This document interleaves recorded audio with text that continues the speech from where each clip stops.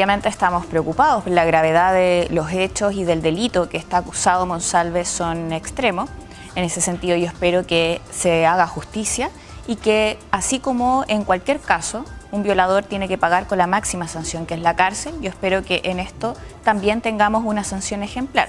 Obviamente hay un proceso, quien determina eso son los tribunales de justicia, pero lógicamente eso es lo que uno espera, ¿cierto? Que se actúe también considerando que en este caso él ya no está ejerciendo el cargo y no pueden haber más abusos de poder.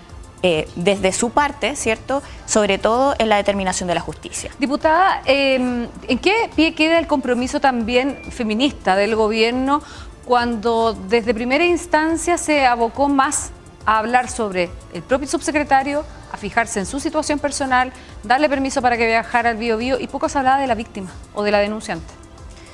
Bueno, en realidad, claro, cuando se toma la determinación de sacarlo del cargo, que es el día jueves, todos los pronunciamientos van, ¿cierto? Y en el seguir de los días para hacerse cargo de las medidas de protección que cuenta la víctima, y tenemos legislación a propósito. Una de ellas es la ley Antonia, de la cual soy autora y que nos ha permitido, en este caso y también en otros, poder contar con garantías, por ejemplo, que le permita a la víctima poder acceder a un juicio en donde no se le revictimice, en donde cuente también con representación judicial, que fueron disposiciones que también se pusieron. ¿El gobierno se acercó a su conocimiento? La forma de acercamiento más bien es a través de el Centro de Atención de Víctimas y por su medio, ¿cierto?, ponerle a disposición las herramientas que cuenta el Servicio Nacional de la Mujer, dentro de ellas la representación judicial y el apoyo psicológico. Ahora, ¿cómo se entiende también, a partir de la filtración de la declaración del presidente Gabriel Boric, que el mandatario supiera desde el día martes de la gravedad de las denuncias, cuando ya sabía que había una denuncia por abuso sexual y violación en contra del subsecretario, que lo mantuviera en el cargo? Bueno, son efectivamente 36 horas desde la que el presidente toma conocimiento y se toma la definición. La definición de sacarlo del cargo obviamente era la que debía aplicarse. Yo he sido crítica respecto a los tiempos, he sido crítica respecto a otras formas dentro del marco del plano de decisiones que tomó el gobierno al respecto. Por ejemplo, el darle la posibilidad de presentar su renuncia a espaldas, ¿cierto?, de la moneda. En la moneda misma. En la moneda misma, y además en una declaración que él, en contravención a la prohibición que le estableció el presidente, cosa que podemos conocer de las declaraciones que también han trascendido de su testimonio en el juicio por parte del presidente de la República, él le señaló explícitamente que no podía defender su inocencia en ese espacio, cosa que él contravino y lo hizo, ¿cierto? Además, no solamente presenta su renuncia, sino que se defiende, cosa que obviamente no debiera haber pasado. Ya, pero ¿por qué cree que el presidente dejó pasar 36 horas? Bueno, el presidente... Tenemos las gráficas, de hecho, de la declaración judicial del presidente, las vamos a comenzar a ver en pantalla también, donde precisamente ahí dice el mandatario: el día martes tomé conocimiento de que existía una denuncia por abuso sexual y violación en contra del ex subsecretario Monsalve. ¿Cuál? El día martes 15. Y el subsecretario sale el día jueves. ¿Por qué el mandatario, cree usted, que lo mantuvo 36 horas prácticamente en el puesto, ejerciendo roles de subsecretario? Viajó a Concepción y fue a hablar del presupuesto al Congreso. Bueno, primero, a ver, en realidad no voy a elucubrar respecto a las razones. Sí he sido crítica y voy a mantener esa posición. Creo que frente a la gravedad del caso había que actuar de manera inmediata, es lo que ha señalado públicamente, y me quedo además con la transparencia que ha tenido el presidente de la República en sus declaraciones, que no solamente ahora conocemos mediante su testimonio, en donde se pone a disposición de la justicia, sino que también esa misma conferencia de prensa que realizó el día viernes de esa semana, en donde dejó en claro que las razones más bien era poder tener todos los antecedentes, ¿cierto?, a su disposición para en el fondo tomar la decisión. Pareciera que el presidente le creyó a Monsalve la posibilidad de haber sido drogado o los argumentos que él haya utilizado. No hubo una primera declaración del presidente ni del gobierno a favor de la víctima, de la denunciante. No, las declaraciones, bueno, en primer lugar, la ministra de la Mujer hizo declaraciones el día jueves, y ahí, bueno, además de su incorporación tarde, no, el día jueves la declaración que hizo la ministra de la Mujer fue señalando todas las garantías que se han puesto a disposición de quien es víctima y denunciante, que es lo que tiene que hacer, ¿cierto?, un gobierno. Lógicamente eso está dentro del protocolo de actuar. Ahora, lo que sí puedo decir es que inclusive la ministra de la Mujer debía ser incorporada desde un inicio. por su rol, porque son temáticas que además a nosotros, ¿cierto? Y lo digo también como diputada de mi gobierno, obviamente que nos preocupan con una gravedad enorme y por lo mismo hemos presentado proyectos de ley, también una institucionalidad que permita hacerse cargo de estos temas y lógicamente que actuar en consonancia con ellos. La declaración del portero vino el fin de semana después de esa primera declaración del día jueves. Muy bien hecha la corrección, se lo agradezco, diputada. Veamos la siguiente también gráfica que tenemos de la declaración del presidente. Respecto de las cámaras, me señaló Toa que Monsalve había pedido a la directora de inteligencia de la PDI, que hoy ha sido removida, la revisión de las cámaras. Ahora, sigue hablando también el presidente sobre, bueno, precisamente un tema muy sensible, que es la posibilidad de haber manipulado de alguna manera evidencia.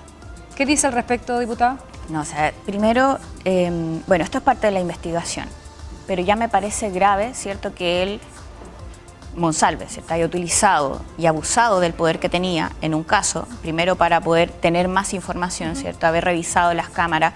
Eso es algo de lo que también debemos, obviamente, enterarnos de si va a haber sanciones en particular al respecto por obstrucción a la justicia u otro cargo al respecto, que me parece sumamente grave. Y si hay otro funcionario de gobierno implicado, lógicamente que la decisión debe ser que salgan. Esa es mi posición. ¿Cómo sacar el caso Monsalve del oficialismo? A ver, en esto es inevitable que desde el gobierno debe haber una acción decidida, ¿cierto? Primero, por hacer justicia también respecto a las medidas sancionatorias administrativas. Y eso es lo que yo espero, en este caso y también en otros. Pero en este caso en particular, lo que sí ya se ha hecho es que se puso a disposición, ¿cierto?, todos los antecedentes para que la Contraloría realice un procedimiento y también que el Consejo de Defensa del Estado actúe si es que también lo amerita. Quiero llevarla a otro tema porque el caso Monsalve es un caso más que complica al gobierno, probablemente el de mayor gravedad, pero el caso que también enfrenta Catalina Pérez es complejo y a través de la filtración de algunos chats se ha revelado que ella sí estaba al tanto del convenio firmado entre su expareja y el Ceremi en ese momento de Antofagasta de Vivienda. ¿Cómo reciben ustedes esta información? Porque ella había sido marginada del Partido de Revolución Democrática, pero volvió a incorporarse a las filas del Frente Amplio. Bueno, lo primero es que esto pasa también en el marco en que nosotros estamos en un proceso de construcción de un mismo partido, porque efectivamente el Tribunal Supremo de Revolución Democrática en su momento fue quien sancionó a Catalina Pérez, porque ella era militante de ese partido y no teníamos, ¿cierto?, el Partido Frente Amplio en su momento. Por lo mismo, desde la dirección del Partido Regional de Antofagasta se le solicitó al Tribunal Supremo del Frente Amplio el ahora poder también tomar conocimiento. Obviamente son hechos públicos, por lo mismo ya están en antecedentes, pero también un pronunciamiento respecto a la situación, ya sea del proceso o de definiciones sancionatorias que pueda tomar el partido respecto a estas declaraciones. Porque, perdón, ¿usted cómo califica los antecedentes? Porque viene a contravenir también lo que se había dicho por parte de Catalina Pérez, que ella no sabía, no estaba al tanto. Bueno, ella lo que ha dicho públicamente, me puedo remitir a eso, es primero ella tuvo una alocución en que efectivamente dijo que estaba en desconocimiento, ¿cierto?, de todo esto. Y eso efectivamente es mentira. Y me parece, ya ese es un hecho gravísimo. Por lo mismo, el Tribunal de Revolución Democrática en ese momento toma la definición de sancionar a Catalina Pérez por suspensión de la militancia que terminó en junio de este año. Ahora, con estos nuevos antecedentes, por lo mismo lo que requerimos es que el Tribunal Supremo de este partido, no el de Revolución Democrática, sino que de este partido en donde está militando Catalina Pérez tome una definición. De acuerdo a sus estándares, entonces, ¿Catalina Pérez no debería pertenecer al Frente Amplio? A mí me parece primero que siempre estas son definiciones de los tribunales, me parece que los hechos son gravísimos, yo creo que es inaceptable en cualquier caso, ¿cierto?, que nosotros tengamos en nuestras filas, con nuestra ética y también con la promoción de nuestra militancia, ¿cierto?, a personas, ¿cierto?, que puedan infringir a tal modo de que se pueda ver en cuestionamiento nuestro partido respecto a casos de corrupción. Yo creo que eso debe ser despejado. Ahora, acá hay un proceso también judicial en curso, va a ser también la justicia la que va a determinar si es que Catalina es culpable o no, y respecto a las responsabilidades políticas va a ser el Tribunal Supremo del partido quien lo defina. Vuelvo a la pregunta, respecto a su estándar ético y al que le gustaría imprimirle al partido que dice usted, el Frente Amplio, ¿esto contraviene los estándares éticos de esa propuesta política? Por lo tanto, me imagino que usted lo preferiría afuera. Lo que pasa es que son dos cosas que me parece que hay que despejar, porque son dos hechos.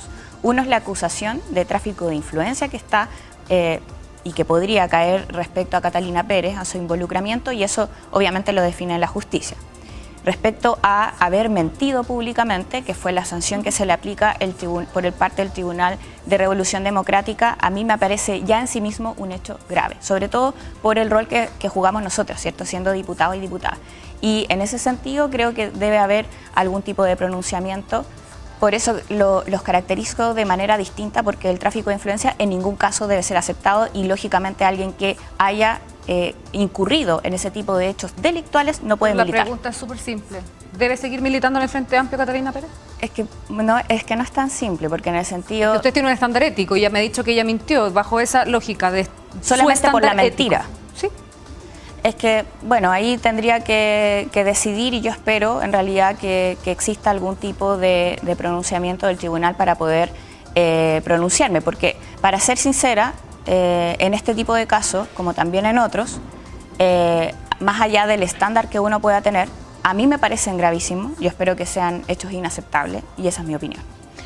Demos vuelta a la página. Presupuesto, muy cortito. Comienza a revisarse en el Senado, con los tiempos se apremian. ¿Cuál es la partida más compleja de tramitar que hubo en la Cámara? Lo más seguro es que esto vaya a terminar en comisión mixta y luego vuelva a revisarse también en ambas salas. ¿Cuál ha sido el aspecto más complejo también en presupuesto? Bueno, en presupuesto primero tuvimos una partida, ¿cierto?, en las mixtas de presupuesto que fue bien compleja. Veníamos, ¿cierto?, a la sala de la Cámara con varios aspectos rechazados, bien importante en salud, en educación, pero en donde se logra generar un acuerdo y por lo tanto ya no solo tenemos, ¿cierto?, un inicial recorte de gastos, sino que también tenemos un compromiso que es parte del acuerdo global que logra el Ejecutivo en salud sobre todo y en educación, a pesar de que efectivamente los SLEP pasan al Senado con un rechazo y que ahí va a tener que ser complementado. Pero creo que tiene puntos importantes, por ejemplo, la incorporación de recursos para el Hospital Van Buren o también para hospitales que estén en situaciones críticas. Poder contar con este fondo de contingencia va a ser de gran ayuda para cerrar el año. Y así también en otras temáticas que creo es relevante, por ejemplo, también pedirles a los hospitales una mejor gestión de los recursos. Y para eso el fijar los precios, que va a estar establecido esta vez con la incorporación de FONASA como actor, eso es un pie, ¿cierto?, distinto al que tenemos ahora. Hay varias cosas que me preocupan, por ejemplo, el rechazo, ¿cierto?, de la Subsecretaría de la Niñez y del programa Chile Crece, en donde lamentablemente tenemos recursos que deben ser entregados a los niños y niñas, o sea, programas de acompañamiento en materia de educación o, por ejemplo, la JUAR, que es algo que en realidad siempre se cuenta por parte de las mujeres, futuras madres, ¿cierto?, y que están pensando en ello y que yo espero que sea resarcido en el siguiente trámite. Vamos a ver cómo avanza la discusión en el Senado. Diputada Gael Diomans del Frente Amplio, muchas gracias por haber estado con nosotros. Muchas gracias a ustedes. Que tenga muy